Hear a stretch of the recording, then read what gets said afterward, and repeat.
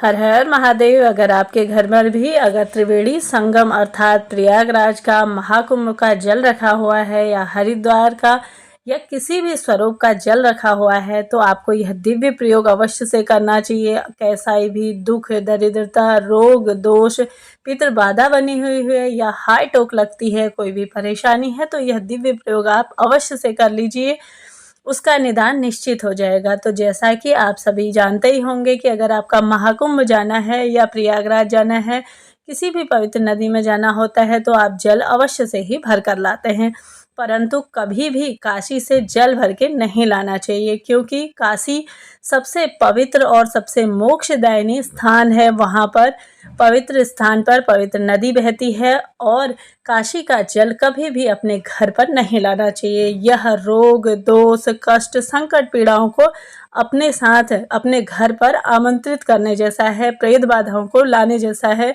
क्योंकि आप जानते होंगे कि जैसा कि काशी का जो गंगा जल होता है वह अपने आप में अद्भुत होता है। वहाँ डुबकी लगाना, पितरों के निवृत्त, दान, पुण्य, तर्पण, जैसा कि यह अपने आप में अद्भुत है, क्योंकि वहाँ कण कण में अपने आप में ऐसे जीव रहते हैं जो कि मोक्ष पाने के लिए लालायित हैं। वहाँ पर मृत्यु होना एक वेद साहित्यों में सौभाग्य की बात कही गई है। सौभाग्य की बात कही गई है। जो लोग काशी में जिनकी मृत्यु होती है वह सौभाग्य प्राप्ति होती है, वह सीधे शिवलोक चले जाते हैं। और कण कण में ऐसे जीव बसते हैं, जैसे कि वहाँ का अगर आप जल भर कर लाते हैं, वहाँ की मिट्टी लाते हैं, तो वह आत्माएं कह लीजिए या चाहे उन जीवों को कह लीजिए, उन्हें आप जल के साथ अपने घर ले आते हैं और वह तड़पते हैं कि आप जिस स्थान पे हम इस पुण्य पाने के लिए, उस स्थान पे बड़ी मुश्किल से हम पहुँचे थे तो हमें यहाँ ले आए हैं। इस वजह से अगर आप भी काशी का जल लेकर के आए हैं तो आपको अपने घर के बाहर कहीं छोड़ देना चाहिए, कहीं पर भी छोड़ देना चाहिए, क्योंकि वह शुभ नहीं माना जाता है। अगर जैसे कि कोई पवित्र नदी है, गंगा जी हैं, कोई भी त्रिवेणी संगम का जल घर लाना वैसे तो शुभ माना जाता है, लेकिन अगर आप अन्य व्यक्तियों से मंगाते हैं तो भी शुभ है, अगर आप स्वयं लाते हैं तो भी अत्यधिक शुभता का और श्रेष्ठता का प्रतीक है। साथ ही साथ जैसा कि त्रिवेणी संगम का अगर घर पे जल है तो सबसे पहले आपको क्या करना है, किसी मजबूरी के कारण आप प्लास्टिक की कैन इत्यादि में ला गए हैं, बोतल में ला गए हैं, तो उसे आप सबसे पहले किसी तांबे पे, किसी पे स्टील के बर्तन में आप सभी को भर करके अपने घर के मंदिर में रख लेना है।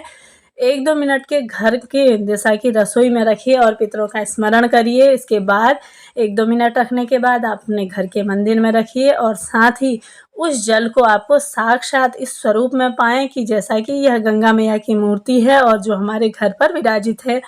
इस प्रकार से आप सभी को कार्य करते हुए जो भी त्रिवेणी संगम का, जो कि गंगा जी का जो भी जल होता है वह अमृत की बूंद जैसा होता है। घर में कोई मृत्यु हो, सूतक पातक इत्यादि कोई भी अगर कार्य हो, गलती से स्पर्श हो जाता है तो वह कभी भी दूषित नहीं होता है, उस पर कोई दोष नहीं लगता है, इतना पवित्र जल माना जाता है। लेकिन अगर आपके घर पर है तो चिंता टेंशन की बात ना करें, वो किसी भी स्वरूप में अशुद्ध नहीं है। किसी भी चीज़ पर सूतक लगता है, नातक लगता है, मासिक धर्म का प्रभाव होता है, लेकिन गंगा जल पर कोई प्रभाव नहीं होता है। इतनी पवित्रता कही गई है इसकी। गंगा जल जिस घर में विराजमान होता है उस घर में पाप स्वतः ही नष्ट हो जाते हैं। ऋषि मुनिजन जो भी स्नान आदि पहले करते थे तो आचमन गंगा जल से ही किया करते थे। पुरातत्वों की बात है तो जैसा कि गंगा जल की यह विशेषता है कि आपने अपने घर पर जैसा कि अगर सामान्य से जल में भी कुछ बूंदें गंगा जल की डाल दी है तो वह भी गंगा जल ही हो जाता है। इतनी महत्वता है इस जल की, तो किसी भी तरह से कोई दुर्गंध नहीं आती। कई समय तक, लंबे समय तक भी हम अपने घर पर रखे हैं, कितने वर्षों तक, कितने सालों तक, इसकी महिमा कह पाना कठिन है। आप जो भी यह जल लेकर के आए हैं, इस जल को सबसे पहले पूरे घर पर आप इसका छिड़काव करिए। साथ ही आप सभी को जैसा कि सोमवार के दिन, मासिक शिवरात्रि पड़ जाए, अमावस्या, पूर्णिमा, इन दिनों आप सभी को अपने जल में थोड़ा सा गंगा जल मिश्रित करके महादेव के शिवलिंग पे अवश्य से ही समर्पित करना चाहिए।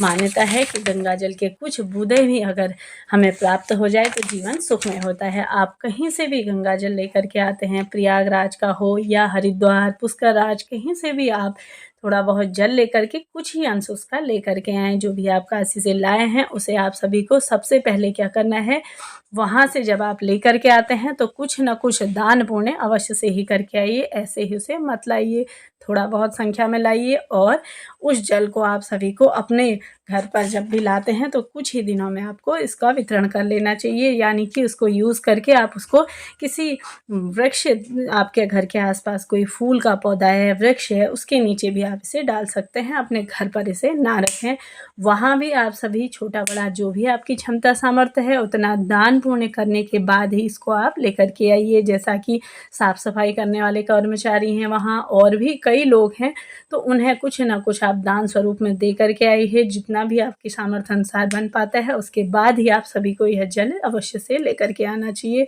तो इस प्रकार से गंगा जल की विशेष महिमा मानी गई है। आपको भी इन बातों का विशेष ध्यान रखना चाहिए। और मेरी वीडियो अगर आप सभी के लिए उपयोगी रही हो तो वीडियो को लाइक शेयर अवश्य करिए। मिलते हैं नेक्स्ट वीडियो में।